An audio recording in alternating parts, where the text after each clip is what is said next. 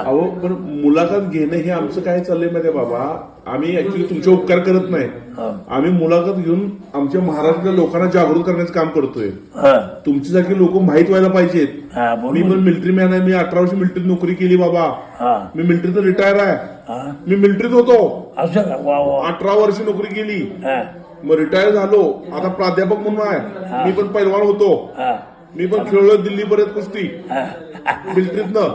नाच त्याच्यामुळे करतो तू रे, नाहीतर नाच नसता. पैलवानी किती उच्च काय ना त्यात काय ते पाहिलं नसतं. बरोबर पैलवानी सारखं त्याच नाही. बरोबर हिस्टरीला नाही, पैशाला नाही, किमतीला नाही, कोण नाही. रस्त्यात चालक बाबा त्याला बघते, पैलवानाला खिशातलं पैसे बघत नाही आपल्या. तर माझ्या बघा माणसाचा खांडवा लागायचा पुण्यात उतरणं म्हणजे बघायला, अन्नाची द्यायला अशी वाट करायची.